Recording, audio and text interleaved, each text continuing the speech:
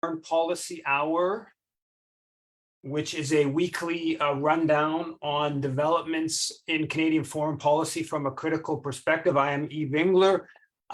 This week, there is a lot of developments in Canadian foreign policy. And from a critical perspective, I am Yves Engler. To be honest with you, it's actually stunning how much there is to talk about. And last week, I thought there was some big developments with Libya, an issue that deserved a lot more attention.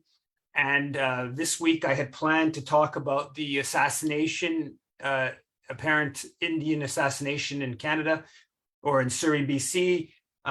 But now we have this development around the celebrating a Nazi soldier in the House of Commons, which is going to take up the bulk of the discussion. But I have to say that we need collectively here, speaking about progressive left-wing forces, we need far more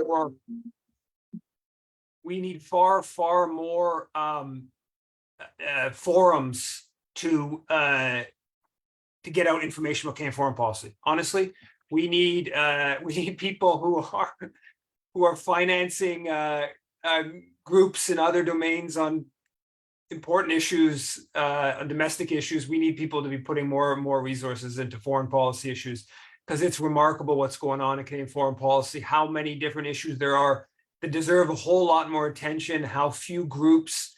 You got Canadian Dimension, you got the Canada Files, you got the Canadian Foreign Policy Institute, you got Spring, Rabble that does a bit, you got a small number of outlets, of activist groups, mining injustice and Palestine groups.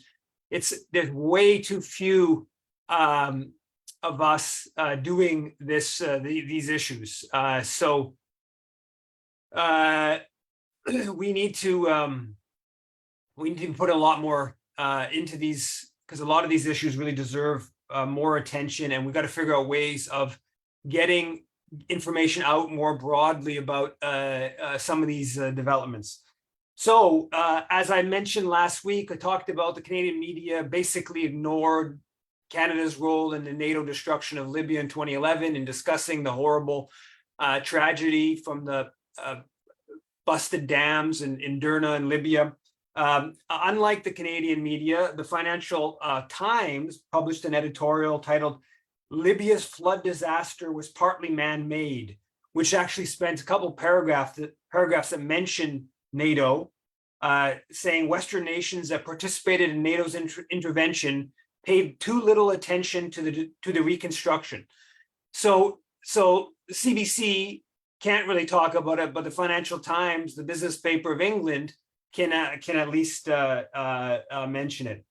Canadian Dimension published a piece titled "How Canada's Bombing of Libya Contributed to the Flooding Disaster," that goes over some of that history that people can check out on Canadian Dimension site. I put it on Twitter.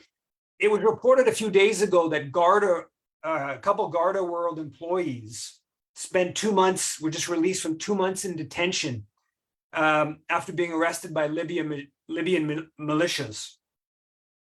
Now, GardaWorld begins in Libya in 2011. And they initially on the website, as I reported on in my Canada and Africa book, and I published an article which prompted them to change this on the website, they reported that they were on the ground in Libya before Gaddafi was killed. I think they said it was 6 weeks before Gaddafi was killed.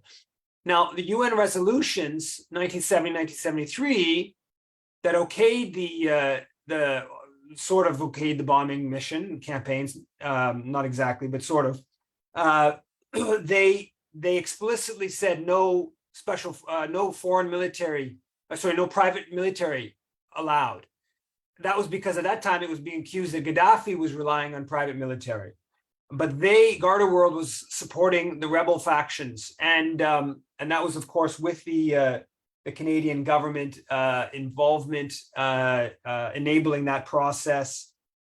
And GardaWorld became the biggest private security company in Libya, and I've detailed some of their operations, and that continues until today. Major players in Libya, and GardaWorld is a company there's a whole lot more attention. It's something like 130,000 employees. It's in dozens of countries around the world. It's maybe the second biggest private security company in the world now, Montreal-based firm. They involved in Iraq, Afghanistan, etc. Eve, do you just want to know that you didn't mute us? What you did is you stopped all our videos. That's okay if that's what you meant. Yeah, that's okay. Just so you know. Oh yes, no, thank you. I was wondering why I couldn't see anybody. So I think I'm allowing your videos back and I'm muting you. So sorry about that. And so I guess Garda is kind of Canada's Wagner Group. That's how maybe we should see it. Though I don't think the media will refer to it as that. Paul Kagame announced that he's going to run again for president. He's changed his mind from being talking about being a reporter after he steps down to being a president for life, which of course we knew was going to happen. There was a story in one of the I don't know if it was a Rwandan media outlet talking about Kagame's meeting with Romeo Dallaire, and it says their partnership demonstrates Kagame's dedication to child protection in the face of allegations of human rights violations against him. The relationship between Dallaire and the Dallaire Institute for Children, Peace and Security and Kagame. So just how important Dallaire is in terms of the image of Kagame, who of course is a brutal dictator internally and is responsible for incredible violence in the Congo. Prime Minister Trudeau met with Ariel Henry at the UN on Friday, I believe it was, maybe it was Thursday. And he said, Canada is committed to being there for the people of Haiti and helping them bring an end to the ongoing crisis. I sat down with several partners this morning to discuss exactly that. Our objective, promote Haitian-led solutions and mobilize regional and global support. And reports are saying there's about a dozen countries willing to participate in the UN mission. Russia and China have been obstructing that. Canada is clearly pushing it, and Canada will probably join that mission in some way, though a dialed back kind of way, I'm presuming. There was another story talking about how Caribbean community, CARICOM, will be participating in a summit in Ottawa in October, and that they'll be discussing Haiti and how to reinforce security in Haiti. So this year-long plus Haiti mission that Canada has been pushing internationally, it keeps going. It's actually kind of, I've never seen this this level of diplomatic engagement to build for a UN a force, with Canada being so involved in this. But you know, this obviously the situation in Haiti is a grim situation. It's, I think, exaggerated how bad it is in a lot of the Western press to justify a UN mission. Ariel Henry, when Trudeau meets with Ariel Henry, this guy's got no legitimacy. He's rejected by the vast majority of the population. He's been there for more than 2 years now because he has the backing of the US and Canada, and that backing continues. So a lot of Haitians point out that you say you want to support Haiti, but you're propping up this person, this dictator or this leader that Haitians don't support, kind of undermining the notion of trying to help Haiti. Now, Le Devoir reported about the brain drain that Quebec is contributing to, and English Canada is probably similar. So since 2017, Quebec has recruited 1,900 healthcare workers, mostly infirmières, nurses, from 24 countries in Africa, South America, and Europe. And in this story, it points out that in Cameroon and Benin, where there's been some recruiting, there's between 2 and 3 nurses for every 10,000 inhabitants. Whereas in Quebec, there's 77. So we might have a shortage of healthcare workers in Canada, but it's infinitely worse in some of the places where Canada is trying to recruit those workers from. And that's, I think, of dubious moral, ethical grounds. Now, if those people want to come to Canada, that's, maybe a different story, but the actual engagement in recruiting them to come, I think, is a different, more questionable story. The Globe and Mail had a couple stories about SNC-Lavalin and the CANDU, their nuclear reactor, and the Canadian government promotion of nuclear technology, energy around the world. One was titled CANDU or Can't. And then another story, and this is in the business section, I think both of them in the business section, saying, shunning Russia, Romania gets $3 billion loan from Canada to complete construction of 2 nuclear reactors. So export development, Canada is financing CANDU's global operations. There's real ethical questions, of course, around nuclear power, though the climate crisis has put some of those questions into debate. But nonetheless, there's major questions around nuclear power. As I mentioned last week, there was a big petroleum conference in Calgary that the government was heavily involved in, 3 ministers, all kinds of officials from global affairs, other government departments. And the Globe and Mail business section had a story titled Calgary Petroleum Party Gives Short Shrift to Climate Change. Unsurprisingly, the oil companies are not cutting back on what they make money off of. They plan to keep expanding the extraction of fossil fuels, and the Canadian government is of course quietly but fine with that, and in fact supportive of that. And that's despite ever-growing climate disruptions. The Globe business section had a story, one a couple of days ago, and then another one about 10 days ago that I didn't report on because I didn't read it until a few days ago. About Barrick Gold's operation at the North Mara mine in Tanzania.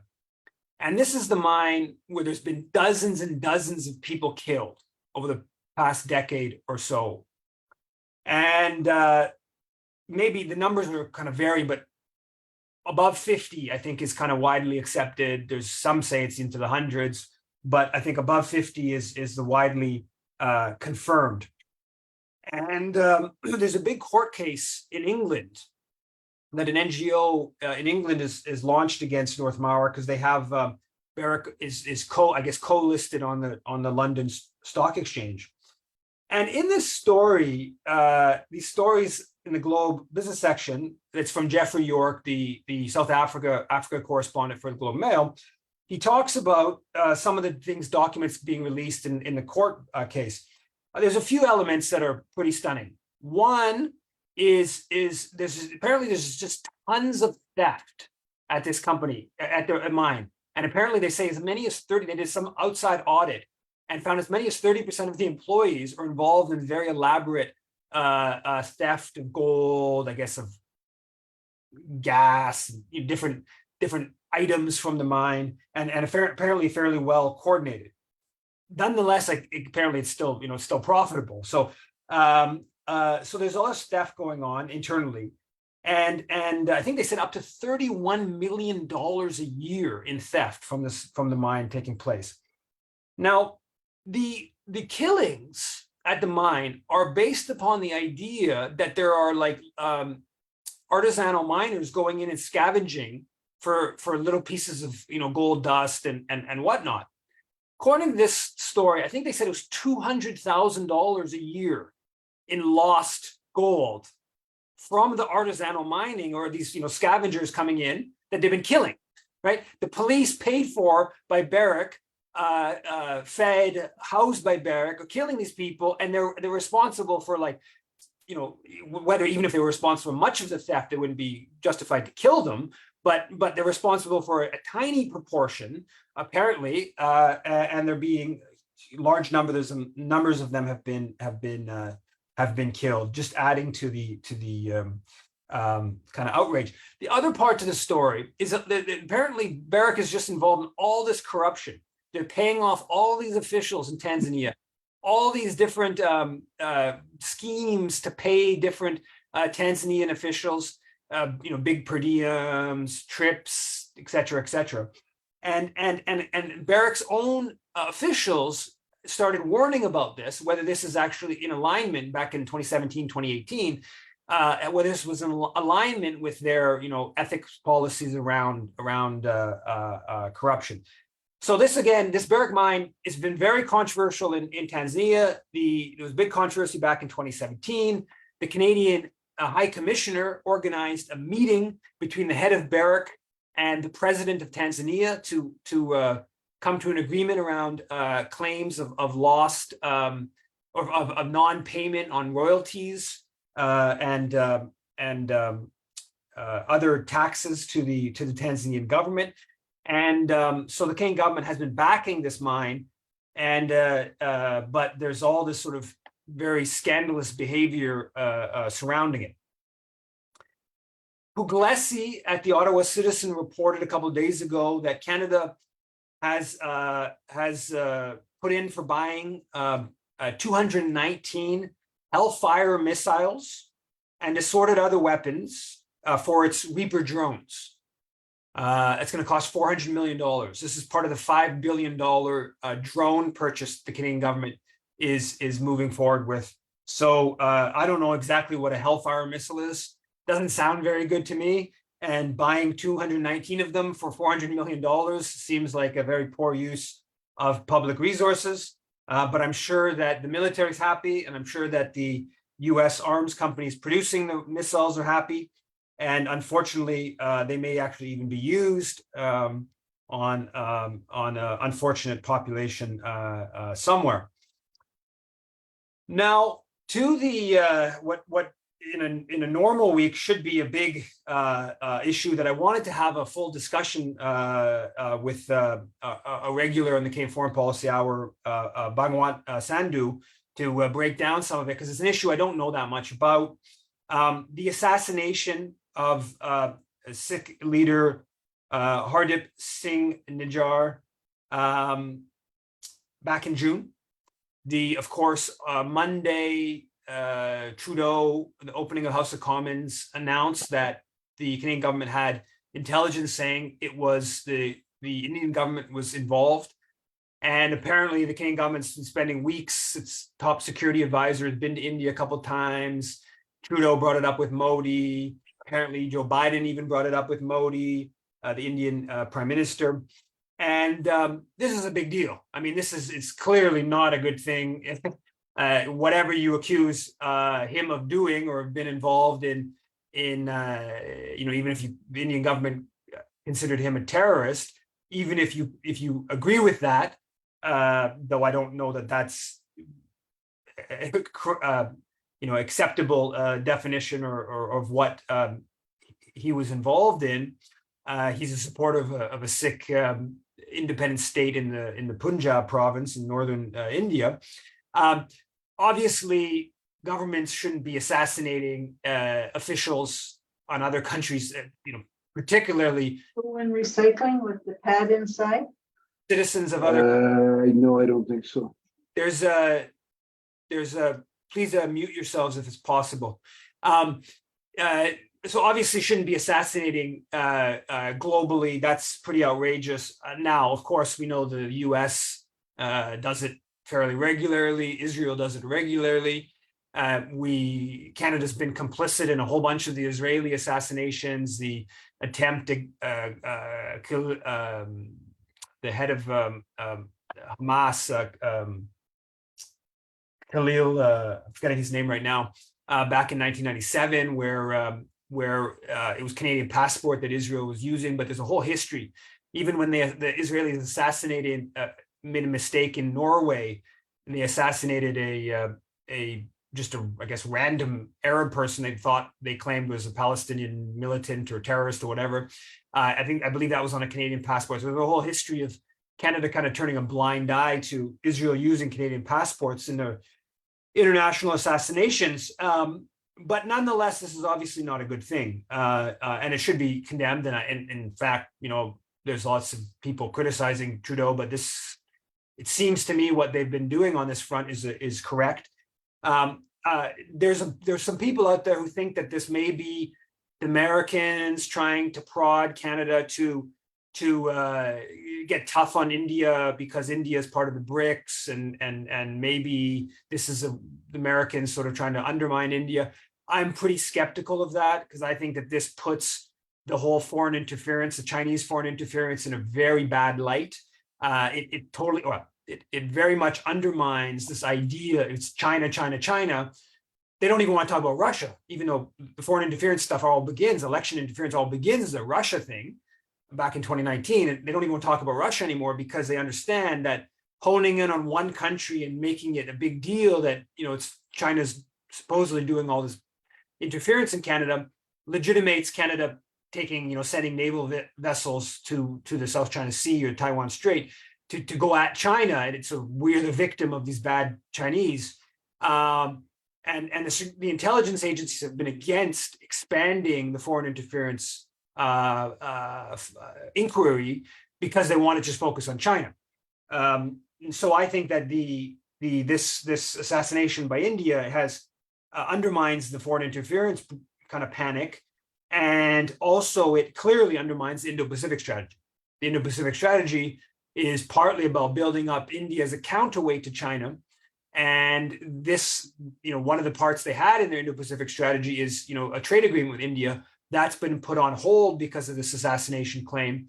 So it doesn't make much sense to me that this is sort of like an American thing. Also, I also think that, when it comes to domestic issues like, an assassination, the sort of ability to lie about this or the danger of a government to concoct, make up some sort of claim like that is that much greater. I think that it's hard to me to believe that they would, the benefit would have to be so high to even imagine kind of sort of coming up with a claim without having a certain degree of evidence on this front. So to me, it's a big geopolitical bombshell. Obviously, the diplomats have been expelled on both sides. The Indians cut the visas. The Indians have gone from this sort of mildly denying it to basically accusing Canada of being this hub of a Khalistan activism or terrorism, and basically justifying it, and even kind of suggesting it could happen again. And there have been a couple of other Khalistan activists, one in the UK and one in Pakistan, that have been killed recently in kind of somewhat mysterious, apparently, circumstances. I don't know enough about this whole question. On the surface of it, the idea of breaking up India doesn't seem like a good idea. The idea of India seems like a fairly good idea. The current government pushing its Hindu extremism, Hindu nationalism is not a good thing, and I can understand why minorities in India might want to go towards a different direction. But it seems like a generally a good idea. The idea of India of relatively multicultural kind of acceptance. I don't know much about it, so I did want to have a more extensive discussion. But now the Conservatives' reaction is kind of interesting, where they basically, after immediately Pierre Poilievre kind of echoed Trudeau and said, this is horrible what India's, and then sort of backing away, sort of saying, we need evidence. And then the Conservative MPs wouldn't even participate in a parliamentary discussion on the matter. So they really sort of politicized it. Now, on the other side, you have Jagmeet Singh, the leader of the NDP, being very aggressively forceful in condemning India. And the NDP had come out and explicit in favor of the Indo-Pacific strategy. And now Singh was quoted by, I think, Politico, saying that the goal of the trade agreement is to trade with allies that share values to promote the type of world that we want to have, where we respect human rights. So he's basically saying he doesn't want a trade agreement, and started questioning the Indo-Pacific strategy as a result. So we'll see more of where this goes and what evidence is released, but this is a pretty big issue, and I think it has fairly significant ramifications. Obviously, Canada is not going to be joining the Quad anytime soon. It probably wasn't anyways, but India is part of that. That's part of the process the Americans are pushing to target China. And so, we'll see where some of that goes. Now, why was there a 98-year-old Yaroslav Hunka who fought with the 14th Division of the Waffen-SS? Why was this man celebrated apparently twice, 2 standing ovations in the House of Commons? And this whole process was very fascinating. What has all come out of this? But actually, before getting into that, I did want to mention 2 articles. One in the Globe and Mail titled, "In Ukraine's Grinding War with Russia, Whispers of a Stalemate Grow Louder." And that's that Mark McKinnon, the longtime correspondent. And so this is, I think, one of the first articles by a Canadian journalist in a major outlet, which just started really questioning the counteroffensive. Like, it's American media has been, that's been seeping out now for multiple weeks. I don't think I've seen that from a major Canadian reporter, journalist, paper. And also, the Journal de Montréal had a story, just horrible stuff. So this rehabilitation institute in Lviv that says it's 80,000 patients have come in since April, like blown off legs and things like that.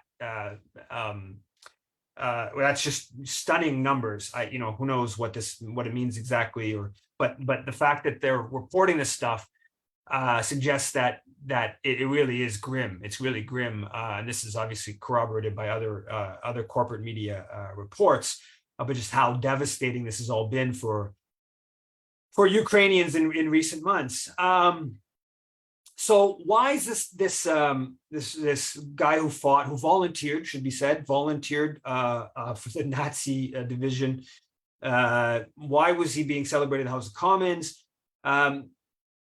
There's a fair bit out there on the guy. He even apparently contributed to a book on the division. He said very glowing stuff about his time with it. And so I think the simple answer, and this is what's getting very little attention. It's now the issue's become, it sounds like the House of Commons today, much of the discussion in the House of Commons was about this now. They're all kind of trying to back away from what they all did, and they're all embarrassed and the like, all the MPs. And I'll get to that. Now, what the fallout of it is also going to be, we'll see where this all goes, but a part of it is already fairly fascinating. There's 2 reasons. I mean, basically, we're out of control proxy war political culture, right? Zelensky didn't even speak to Congress in the US. And there was, I think, 28 US Congress people that sent a letter to Biden questioning US support for the proxy war. Now in Canada, it's unanimity, right? There's no one in Parliament. As far as I know, I've seen anybody in Parliament questioning any of this. So this may have been an error. There may have been an error made in inviting him, but it comes out of this whole political culture. And there's basically 2 elements to two important elements of political culture. One is that Canada is a hub of NATO, one of the biggest supporters of NATO. Before its creation, one of the 3 countries that created, supported every NATO war, every major NATO deployment, pushing NATO expansion eastward, is pushing Ukraine to join NATO, is a NATO hawk. The other part is that Canada is a hub of Ukrainian far right nationalism. This goes back since World War II, and thousands of Ukrainians that fought with the Nazis were brought into Canada, were allowed into Canada, including Yaroslav Hunka. And there's monuments. There's 2 monuments to his division, one in Edmonton, one in Oakville. The Ukrainian Canadian Congress, as far back as 2010 Remembrance Day, they put out a press release explicitly referring to this division, the Nazi 14th division. They call it the first Ukrainian nationalist division, I think is the wording they use. Sometimes it's referred to as Galatia. They were celebrating this division as, helping bring freedom around the world. Now, we should also just point out that what the Speaker of the House of Commons said was they boasted about how he was a hero because he fought against Russia during World War II. Now, of course, Canada fought with Russia in World War II, right? So this was like a very anti-Canadian military kind of position. But none of the MPs seem to have they were just like programmed. Whenever there's somebody in the House of Commons says stand up, they all just stand up. Apparently, they gave 12 different standing ovations to Zelensky. So they were, it was like more like they were at the gym and they were exercising. But they were being told to stand, and they were just, following seals, as someone pointed out. But so the other part to this is that you got this hard line far right Ukrainian nationalism in this country that's been promoted, so what came out of a couple of things. So Trudeau, his speech, some people, you should check the speech out. I haven't seen the full thing, but a clip of it later in the evening in Toronto to this partisan audience.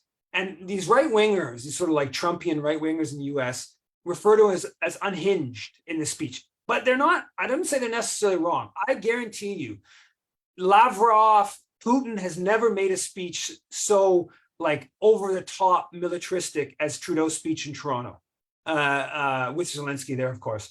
Very extreme kind of language and like body language and the sort of the whole feeling of was real. We're going to fight forever.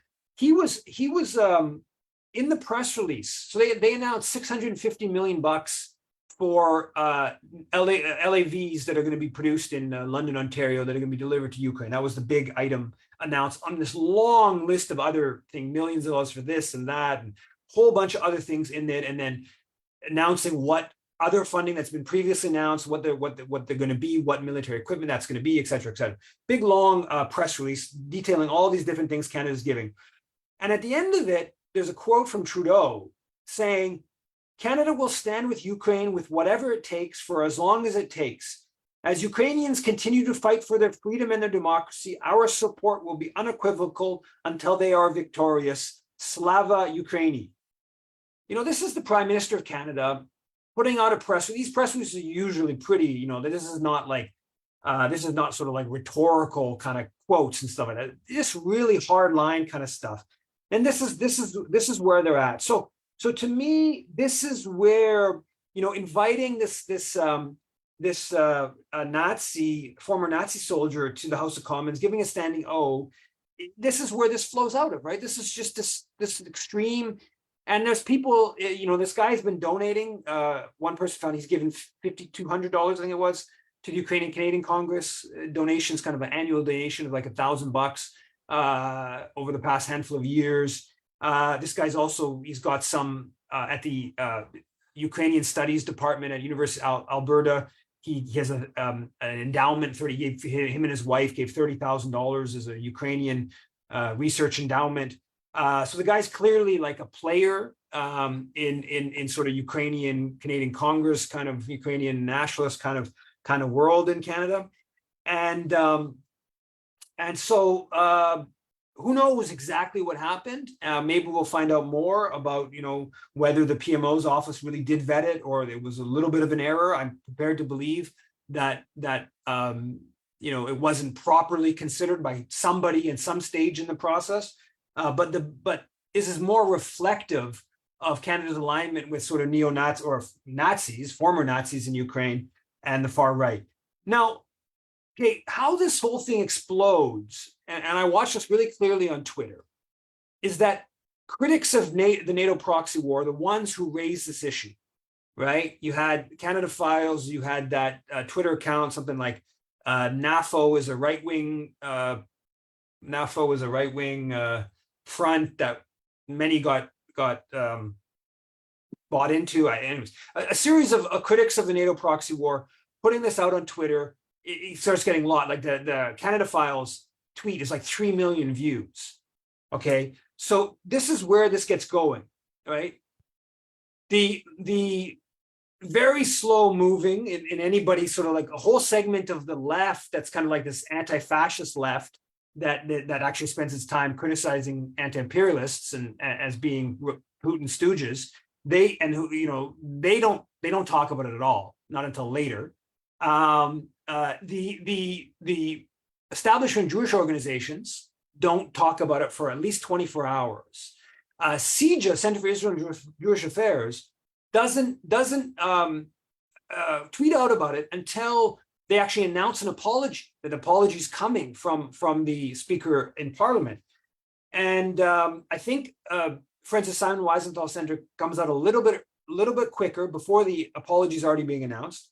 And B'nai B'rith, I'm not sure exactly, but at least 24 hours into it. Okay, now how does it all play out? Now, when the apologies all come down from Jagmeet Singh to the Speaker of Parliament, the apologies are all about Jewish communities harmed.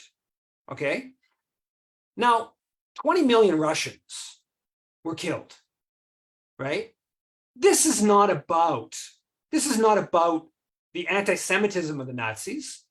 This is about anti-Russia. You know, this is what this is. And so when Singh refers to Jewish community, I think twice in his statement, he mentions fascism, but that's very vague. Nothing sort of anti-Russian. That's obviously not mentioned. So that's all. So all the history. So all like what the Nazis did to the Soviet Union or Russia during World War II. That's all like kind of like ignored in the discussion. Now, then the media, once the Friends of Simon Wiesenthal, B'nai B'rith, CIJA start putting out, then the media starts covering it. And then it's all the pro-Israel groups that get quoted, right? So now they just get boosted. So now this whole thing works against Palestinians. I mean, let's really clear. Sven Robinson, right? The furthest left of the NDP, no longer in the NDP, very regular critic of the NDP outside, obviously very pro-Palestinian person. He puts on his Twitter about how he had worked with Friends of Simon Wiesenthal Center 30 years ago, 40 years ago, when he was in the House of Commons to track down Nazis that were in Canada, fought with Nazis or former Nazis were in Canada, and kind of like boasting us. Now, 30, 40 years ago when Sven Robinson did that, that was the right thing to do, okay? 30, 40 years later, when you know that these groups use their moral clout to screw over Palestinians, when you know that they're going to, if a Sven Robinson or a Jeremy Corbyn got anywhere close to power, they would do everything they could to sabotage Sven Robinson, to sabotage Jeremy Corbyn. The fact that Sven Robinson wouldn't have the foresight to be like, I'm just not going to go. I see no reason to go out of my way to boost this organization, which wasn't the one in the forefront of making a brouhaha about this outrage of having the Nazi in the House of Commons. I'm not going to go out of my way to boost them. Why would I do that? That's going to give a little bit of, boost an anti-Palestinian organization. So it's really fascinating to see that process play out as well. A couple of people pointed out, what's her name from Electronic Intifada? I'm blanking on her name right now. She tweeted about how,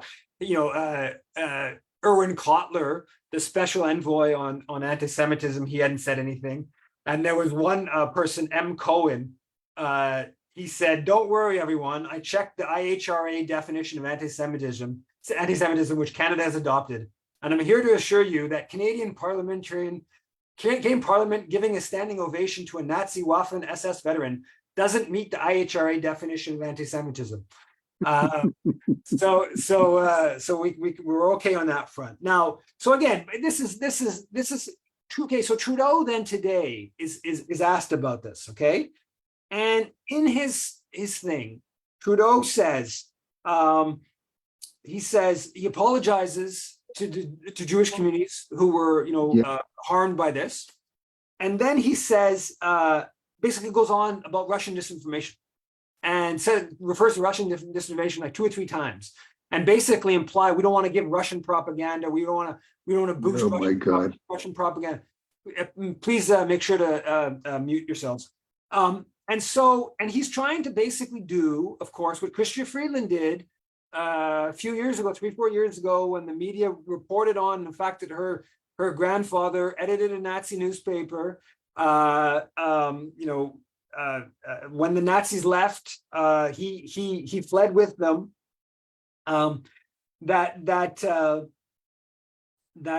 This is all sort of like Russian propaganda or Russian disinformation. So we'll see where this all goes. I think there's, at a macro level, the most important point is this represents the sort of like pinnacle of Canada's exuberance for the NATO proxy war. I would guess, and you see a little bit of like Don Davies, the NDP MP, in his tweet, he kind of like refers to this, and this is a sign. What happened in the House of Commons is the sort of like the just following the order on this. He's starting to suggest, I think somebody who Davies, I think is known quietly that Canada's not, on the side of angels in this conflict. I think there's a chance this leads to starting some unraveling of some of the just sort of consensus on the NATO proxy war, but we don't know where that's going, or whether that will happen. Nonetheless, it's a pretty remarkable kind of moment. I think I'll leave it at that. I had a few other things, but I think I'll just leave it at that. And if people have questions, comments, and if Bangwat is on and he wants to engage on this question of the assassination, we can maybe also get into that discussion, which I don't know that much about, but yeah. And I'll make you co-host there, Laura. Mute. Oh, okay. Thanks, Eve. I did unmute. Okay, actually, let you go ahead, Yuri. Let me unmute you. All right. Can you unmute Yuri? Yeah, great. We can't hear you though. Your mic must be off, Yuri. Right. Your volume down.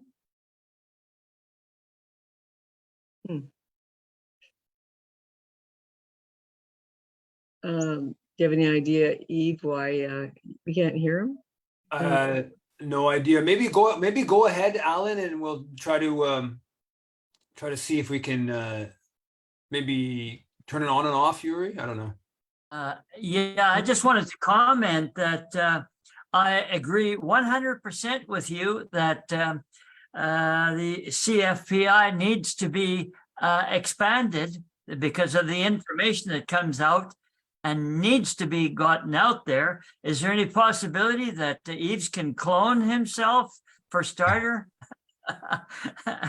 And then my other comments are if China had pulled something like what India did, and everybody be ready to go to a nuclear bomb China, and that would be that. As far as the issue of the Nazis and all the, I mean, it was so much has been said about, oh, Argentina, all these Nazis went to South America. Well, there's more to that story than what meets the eye too, because an awful lot of these people came to both Canada and the States as well.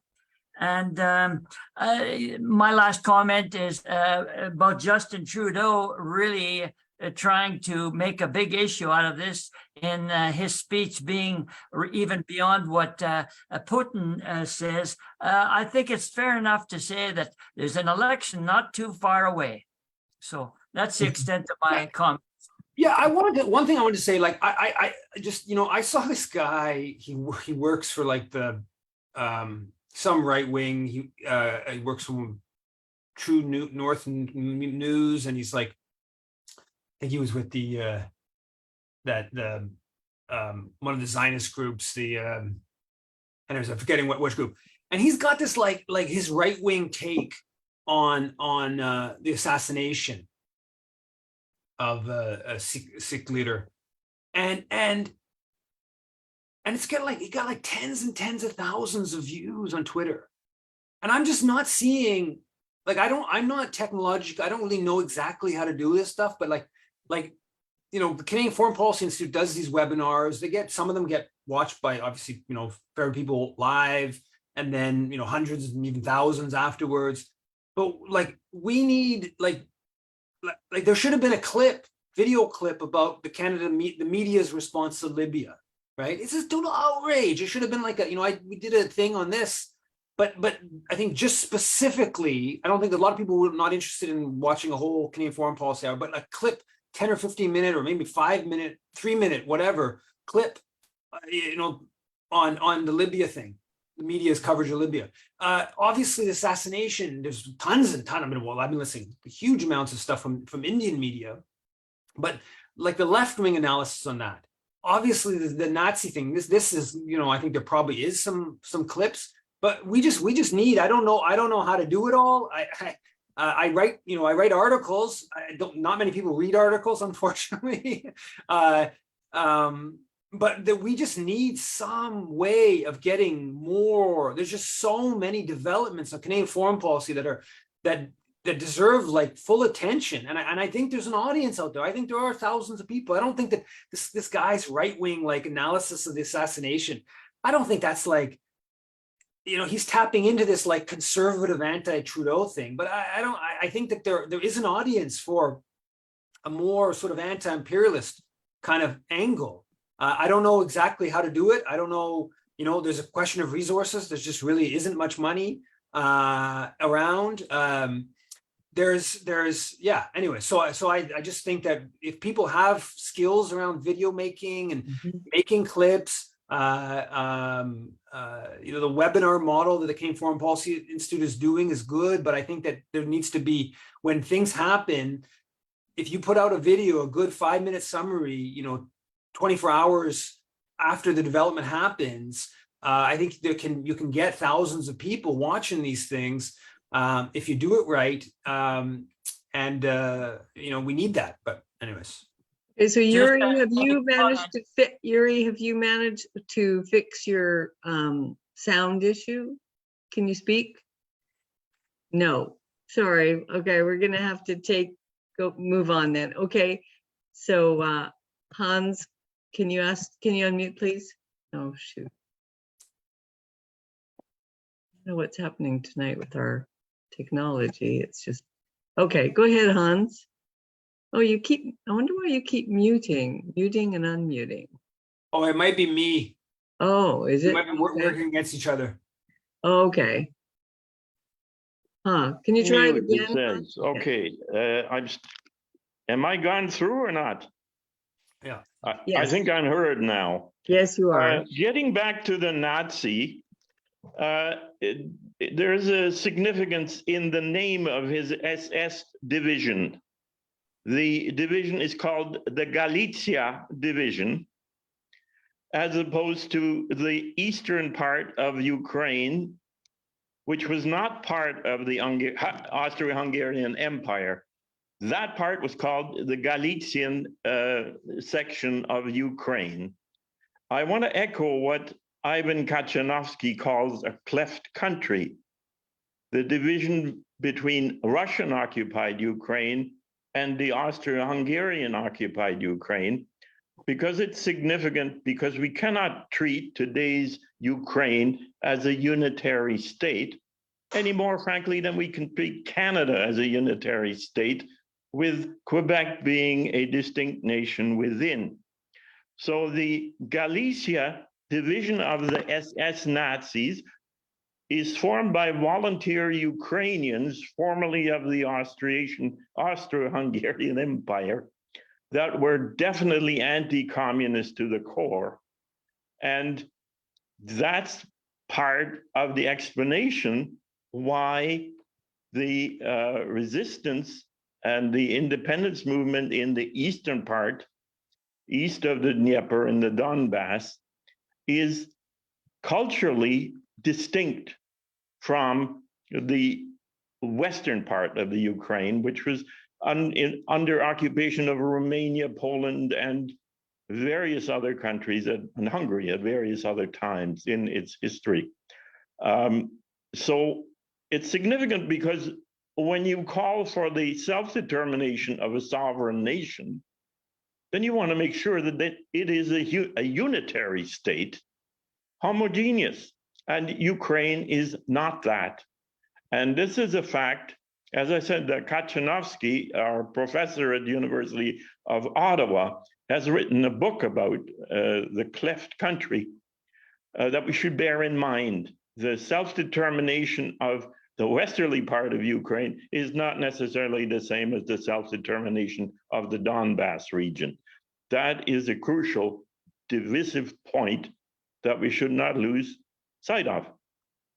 And by the way, I've asked you, Yves, to put in a plug for our anti-war rally on Sunday in Toronto. End NATO's proxy war in Ukraine. It's at 1 o'clock at Bloor and Spadina. Great. Okay, There's rallies in other cities as well. Montreal, I believe it's on October 8th. I don't know the dates, or if people, could share in the chat other dates too, that would be good. is there a site people can go to, Eve, to find out what's happening all across Canada? I think the Canadian-wide network for Peace and Justice Network probably has it. I know World Beyond War, I saw it because of some in the US and other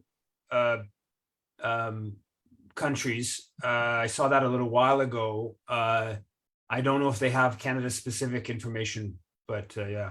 Okay, B. Sandhu, can you go ahead, please? Yeah, hi, Eve, it's Bhagwan. And I'll just make a couple of comments on the whole India-Khalistan business. And as you know, I did a little op-ed, and I'm doing another one now on the silence from the conservatives. And I think just for everybody on the webinar, it might be helpful if we, because there's so many layers to this thing, but fundamentally, it really is about, on the one hand, you have the neoliberal hegemons trying to, control the global economy vis-a-vis China. If you look at the U.S. national defense policy strategy and our Indo-Canadian, Indo-Pacific policy is basically a copycat of each other. It's in fact, words are directly borrowed from one to the other. So you have, on the one hand, this impulse that's trying to beat up China and using India as a counterweight to China. And on the other, you have right-wing populists who have their own interest. Now, ordinarily, you would think that these two would be aligned. But in the case of India, what is shown us that, in fact, there are serious cracks and fissures in that, because the right-wing populism's primary interest vis-a-vis Modi, Viktor Orban, or even our Pierre Poilievre and them, is domestic power consolidation, more so than global control. And I think this is where the two are clashing. So I'll just take 2 minutes to sort of explain further. So if for folks who are kind of trying to make sense of it, I think you really should look at it from that perspective, that you have on the liberal, neoliberal hegemony on the one hand, and right-wing populism on the other. So when you look at the neoliberal agenda, it was only in fact, as you know, there've been rush of movement from Melanie Joly to Trudeau, and all just rushing to prop up India, prop up Modi. It was only in February that Melanie Joly, this is in February, she went to India when they had, prior to the G20, there was a foreign ministers meeting. And I'll just read, I have it in front of me. This is what she said. She went there to pursue our objectives under our Indo-Pacific strategy. And she notes that India and Canada share tradition of democracy and pluralism, a common commitment to a rules-based international order. So this is when they were talking about rules-based international order. You notice that that language is now dropped off.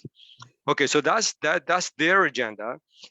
Simultaneously, what's happening is that the tight alliance between Harper conservatives, Poilievre conservatives, and the Modi regime. And that story, very briefly, starts roughly around 2000, I think it was in 2008, when Modi, who was a the premier, I think they call it the chief minister in the country, of Gujarat, and he was denied a visa to go to the US. And that was a big shameful event for him. Like all that he had accomplished, that was going to really counter his ability to win the prime ministership in India. But in January, less than a year later of 2009, Patrick Brown went to India. Subsequently, Patrick Brown has now made 19 trips to India over the years. So he goes there with warning from CSIS, from all the global affairs, etc. He goes there, and this is time when the conservatives are in power. He opens up the doors and starts a relationship. Modi wins in 2014. The first country that Modi wins, so Modi uses the India-Canadian connection as to rebuff the American rebuffing as a counterweight to it. So he wins in 2014 in May or so, and in January he's in Canada. 2015. 2015 is when we have the Canadian election.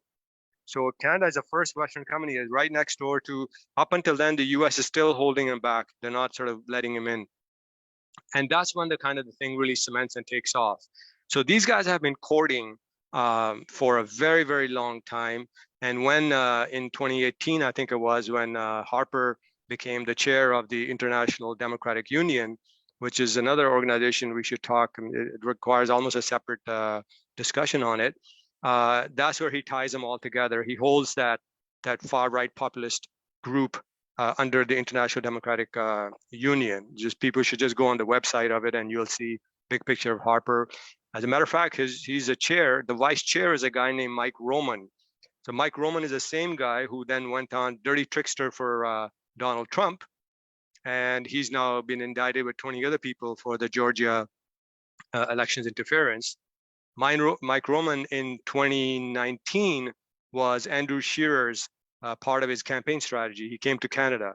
So there's this nefarious world of all these dirty tricksters, actors that are doing all this kind of stuff. And it's not beyond them to do things that we would not imagine in our wildest of dreams. One of the things I think we should keep an open mind to is that the so-called Khalistani separatist movement. If you look at the Khalistani separatist movement, it was quite violent and quite vigorous, I would say, from 84, maybe even earlier, 1984, right up to about, I would say, perhaps maybe 2005. But then it's done away with. Nothing happens. You look at in India, there's actually zero signs of anybody wanting to separate. There's no movement, nothing whatsoever of any semblance, not in the political level, not in the ground level.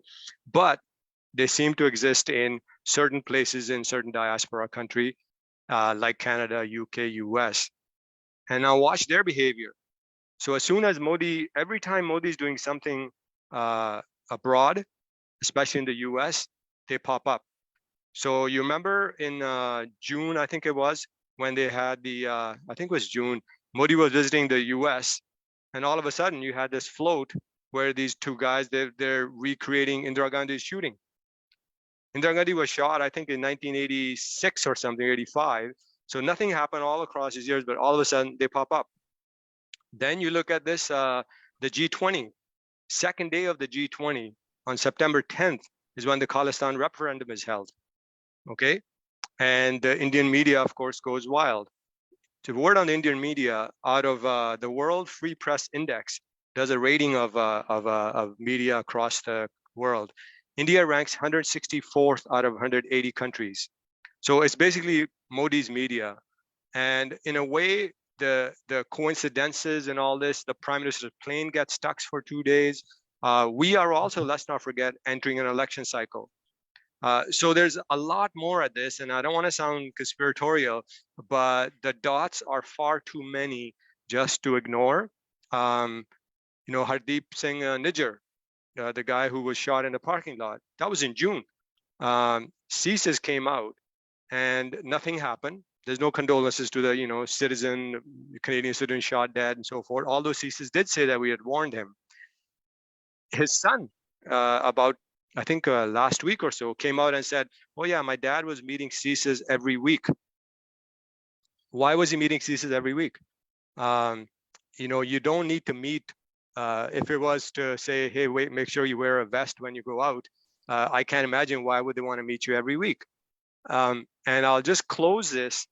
So I'm just leaving it out there for people to think. Another time we can kind of connect the dots, and I encourage, if someone's got the time and energy, like you said, to do it.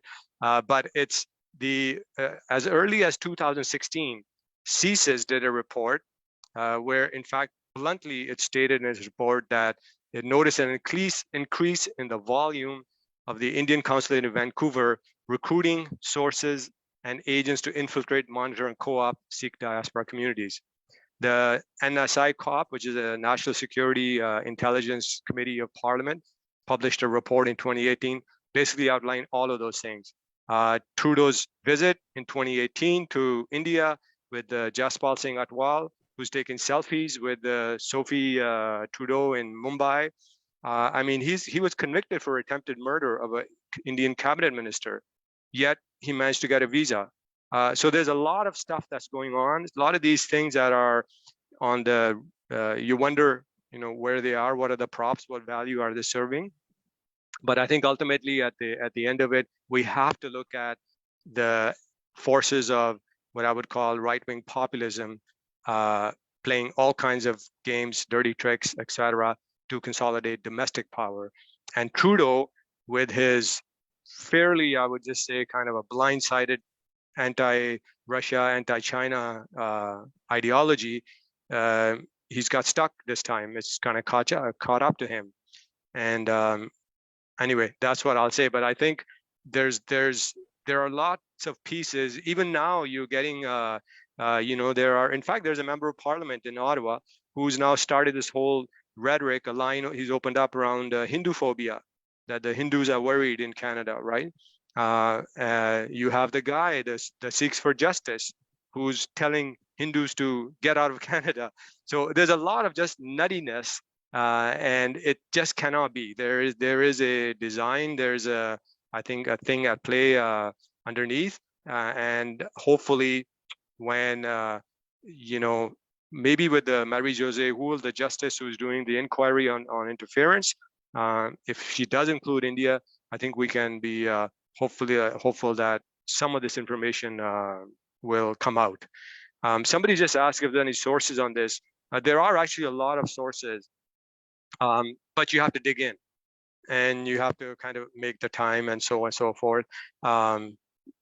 But this is not, I can assure you that to the extent that I can, that this is not as far-fetched as I'm making it sound. People within the Sikh community have known of this for not a visa getting denied, but actually being told to shout slogans for Khalistan and so forth when they go to get their visa and etc. So there's a lot more to it, I think, and hopefully some of this will come out. But I think this is not done with. And Trudeau, it appears to me, has found a bit of a kind of an anchor.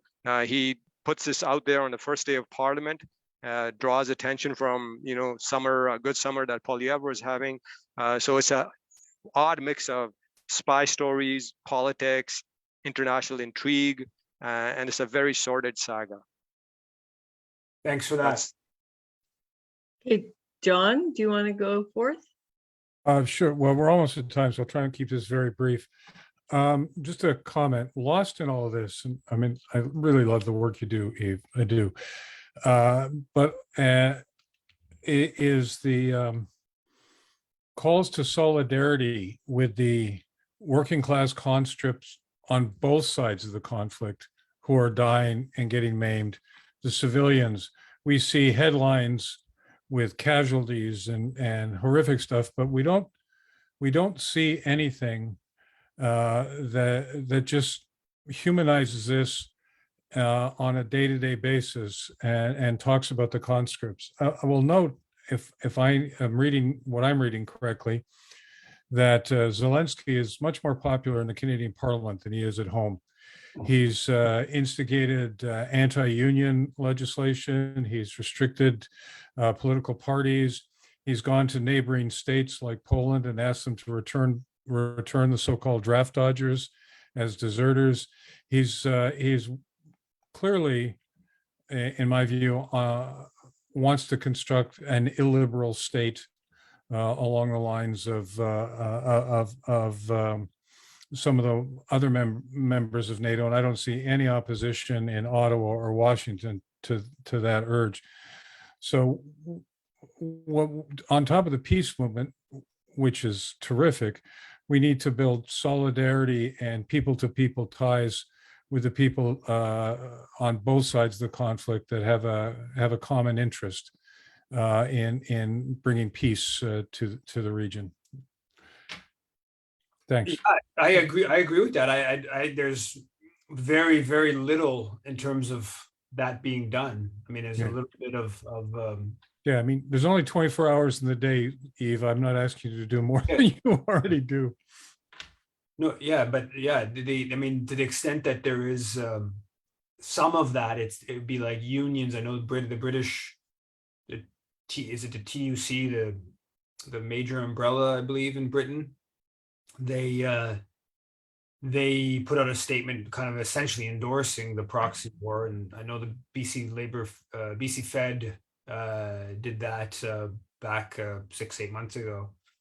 But yeah, that process of I think doing that in a more, well, first of all, both sides with Russians and Ukrainians, and including a sort of what's Canada up to angle in it, would be really important. But yeah, our allies are the people that are dying, no matter what side they're on. yeah. Okay, Yuri, have you fixed your sound? No, you haven't. Yeah, there's something about your computer, Yuri. Your sound's not on. Huh. Maybe just leave it to next week, because Okay. it's Yeah. 7 to 8, and I should go pick up the kids. Okay. Thanks, Eve. Thanks all. Everyone, thanks, everyone. Thanks. Bye. Take care.